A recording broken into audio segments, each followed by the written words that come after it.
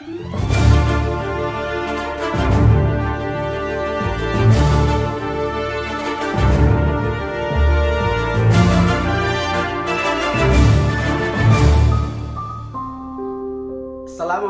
warahmatullahi wabarakatuh. Selamat berjumpa kembali bersama kami di Sahabat Matematika Official dalam edisi pembahasan paket soal penilaian akhir semester atau PAS, yang pada episode kali ini kita akan membahas soal-soal materi sistem koordinat Kartesius. Nah, karena itu siapkan pikiran, hati dan diri kalian untuk benar-benar fokus mengikuti sajian berikut dengan seksama dan sepenuh hati. Dan jika video ini dirasa bermanfaat, silakan dibagikan kepada teman, sahabat, dan orang-orang yang membutuhkan.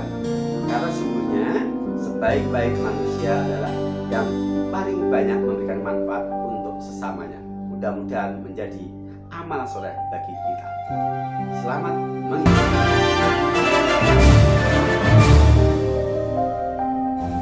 Bismillahirrahmanirrahim. Melanjutkan pembahasan paket soal penilaian akhir semester Matematika SMP kelas 8. Video bagian kedua. Kita mulai.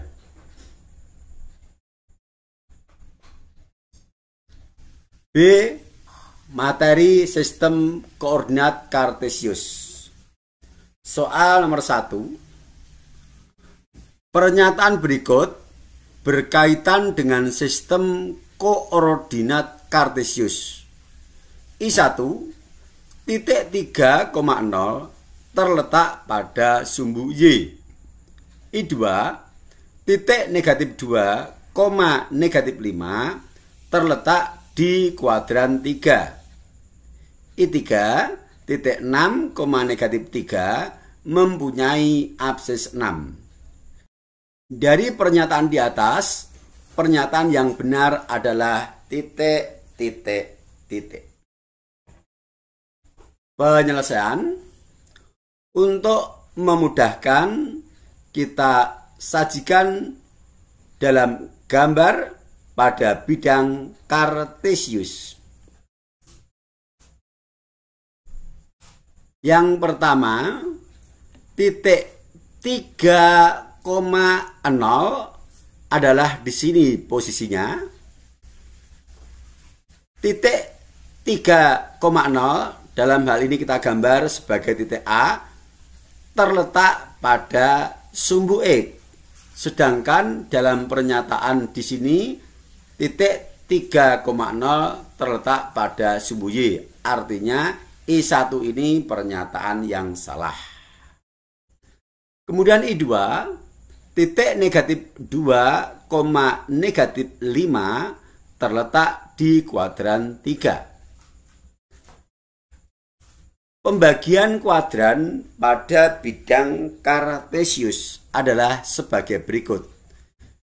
Ini adalah daerah kuadran 1, daerah kuadran 2, daerah kuadran 3, daerah kuadran 4. Titik negatif 2, negatif 5 posisinya adalah di sini, yaitu di area kuadran 3. Maka pernyataan I2 adalah benar. Pernyataan I3, titik 6, negatif 3 mempunyai absis 6. Bentuk umum dari koordinat Kartesius adalah pasangan berurutan absis, ordinat. Sehingga absis 6 pernyataan 3 ini adalah pernyataan yang benar. Dengan demikian, pernyataan yang benar adalah I2 dan I3. Jawaban yang benar adalah option B. Soal nomor 2. Diketahui titik A 2, negatif 3 dan B 6,2. Kedudukan titik A terhadap titik B adalah titik, titik, titik. Penyelesaian, kita gambar titik A dan titik B pada bidang kartesius. Titik A 2,-3, titik B 6,2. Kedudukan titik A terhadap titik B, artinya bahwa titik B adalah sebagai acuan. Kedudukan titik A terhadap titik B maksudnya adalah posisi titik A dilihat dari B. Untuk memudahkan, karena B sebagai acuan, maka kita buat rute letter L dari arah mendatar dilanjutkan arah vertikal mulai dari titik B menuju titik A. Yang pertama adalah dari B ke kiri 4 satuan atau negatif 4. Dilanjutkan ke bawah 5 satuan atau negatif 5.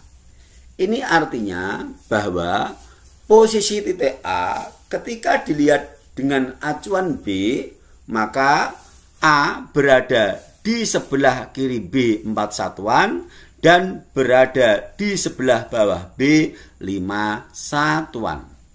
Pernyataan yang benar adalah option C, yaitu titik A terhadap titik B adalah 4 satuan di sebelah kiri B dan 5 satuan di bawah B. 4 satuan, 5 satuan. Jadi hati-hati, ketika kedudukan titik A terhadap titik B berarti B sebagai acuan untuk melihat, sedangkan A adalah sebagai objek yang dilihat. Berikutnya, soal nomor 3. Titik A 4,2, B negatif 2, negatif 1, C negatif 5,5 adalah titik-titik sudut dari segitiga ABC. Jenis segitiga ABC yang tepat adalah titik, titik, titik. Penyelesaian, untuk memudahkan kita gambar segitiga ABC pada bidang kartesius sesuai dengan koordinat yang telah diketahui dari masing-masing titik sudutnya. Nah, ini A adalah 4,2, B negatif 2, negatif 1, C negatif 5,5. Segitiga apa ini? Apakah sama kaki, sama sisi, siku-siku, atau sembarang? Segitiga sama sisi tentu tidak mungkin, karena terlihat bahwa sisi AC adalah lebih panjang dari dua sisi yang lain. Apakah sama kaki? Untuk melihat sama kaki atau tidak, kita harus bisa menunjukkan bahwa panjang BC ini sama dengan panjang BA. Coba kita lihat. Untuk mengetahui apakah panjang BC dan BA ini sama atau tidak, caranya kita buat rute letter L dari B ke A dan dari B ke C. Tapi di sini kita tidak melihat negatif atau positifnya. Yang kita lihat adalah ukuran jarak dari pembentuk letter L itu. Yang pertama adalah ini B ke arah kanan 1, 2, 3, 4, 5, 6. 6 satuan. Kemudian ke atas 3 satuan. 6 satuan dan 3 satuan. Terbentuklah segitiga siku-siku yang sisi siku-sikunya 6 satuan dan 3 satuan. Berikutnya untuk BC juga kita bentuk letter L agar menghasilkan segitiga siku-siku seperti yang pertama ini. Ke kiri 3 satuan, ke atas 1, 2, 3, 4, 5, 6. 6 satuan. Segitiga yang terbentuk antara sisi BC dengan dua ruas garis yang membentuk letter L adalah merupakan segitiga siku-siku. Untuk mengetahui panjang BC dan BA sama atau tidak, kita bisa menggunakan ukuran dari garis bantu letter L yang kita buat. Pada BA, letter L-nya adalah 6 dan 3. Pada BC, letter L-nya 3 dan 6. Artinya bahwa kalau kita pandang ini sebagai segitiga siku-siku, juga ini, maka sisi siku-sikunya adalah 6, 3. Ini juga 6, 3. Sehingga sisi miringnya yaitu BA dan sisi miring BC pasti sama. Sehingga dapat kita simpulkan bahwa segitiga ABC yang terbentuk adalah merupakan segitiga sama kaki karena panjang BA sama dengan panjang BC. Jawaban yang benar adalah A. Kita lanjutkan soal nomor 4. Sebuah garis H melalui titik A negatif 4,5 dan B negatif 4, negatif 3. Posisi garis tersebut terhadap sumbu Y adalah titik, titik, titik. Apakah sejajar, tegak lurus, berhimpit, atau berpotongan? Kita gambar pada bidang kartesius, titik A dan titik B, serta garis H yang melaluinya. Nah ini, titik A negatif 4,5, titik B negatif 4, negatif 3. Ketika kita hubungkan, terbentuklah sebuah garis H, yang mana garis H ini posisinya sejajar dengan sumbu Z. Kalau di sini ditanyakan posisi garis tersebut terhadap sumbu Y, maka jawaban yang benar adalah sejajar, yaitu option A. Mudah ya, ini materi yang relatif mudah. Baik, kita lanjutkan soal berikutnya. Soal nomor 5. Diketahui titik P 3,4, P 3, negatif 2, R negatif 3, negatif 2, dan titik S belum diketahui. Titik P, Q, R, dan S adalah titik-titik sudut dari bangun persegi. Koordinat titik S adalah titik, titik, titik.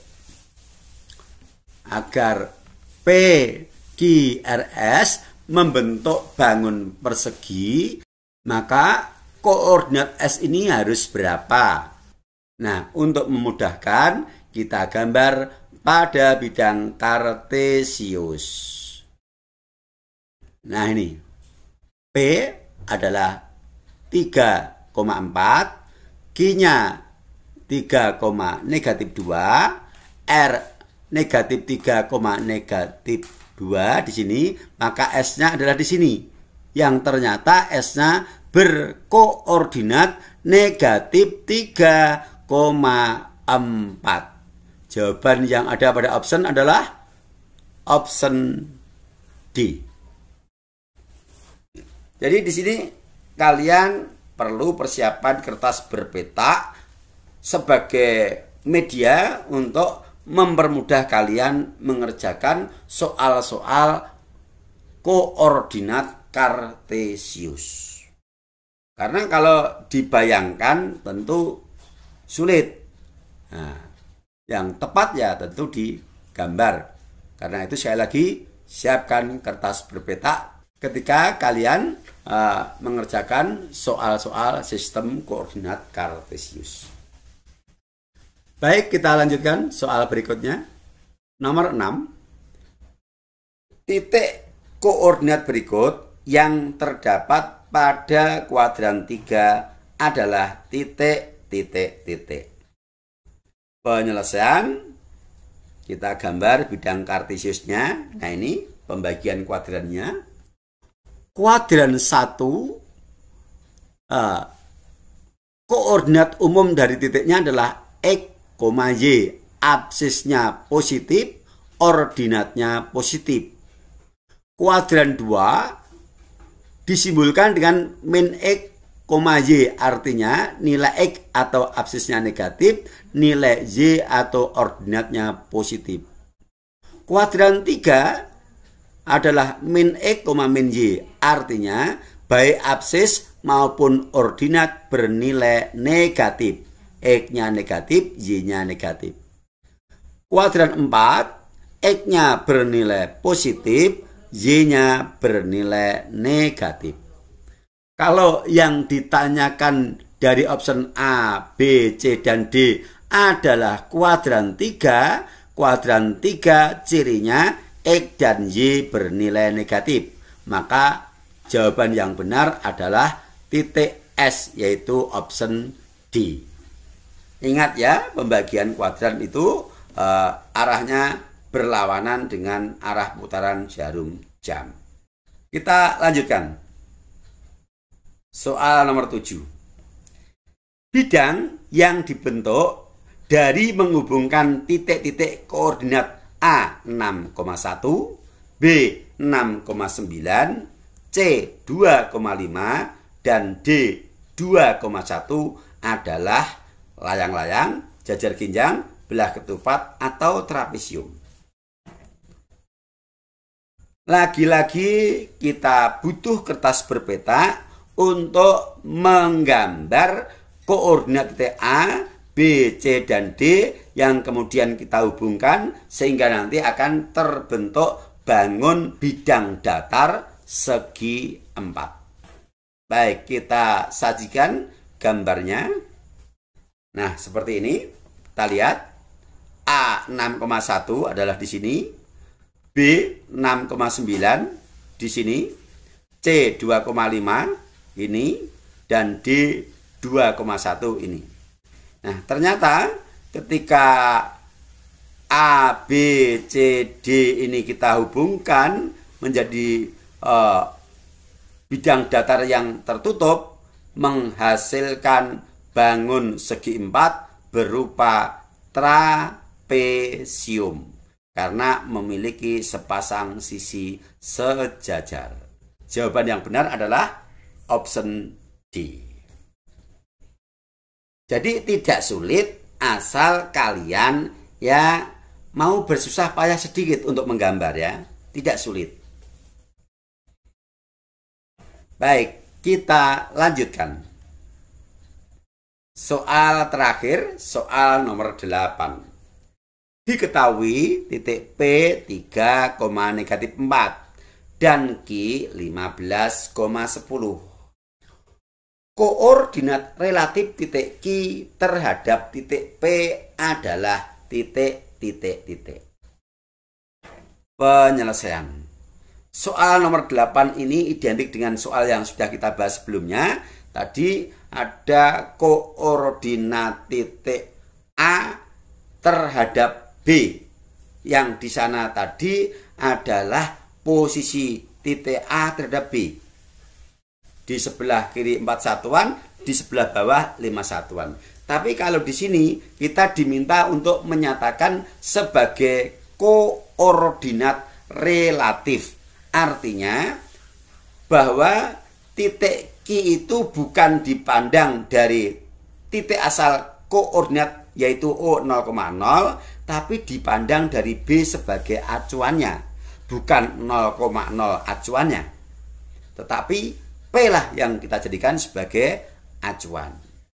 Nah, untuk menentukan koordinat relatif titik Q ke titik P bisa kita tentukan dengan cara pertama, absis relatif adalah selisih atau hasil pengurangan absis Q sebagai objek yang dilihat dikurangi absis P sebagai objek acuan, yaitu absis Q adalah 15 dikurangi absis P3 sama dengan 12. Kemudian untuk menentukan ordinat relatifnya caranya adalah identik, yaitu ordinat dari Q sebagai objek yang diamati dikurangi oleh ordinat dari P sebagai objek atau titik acuannya.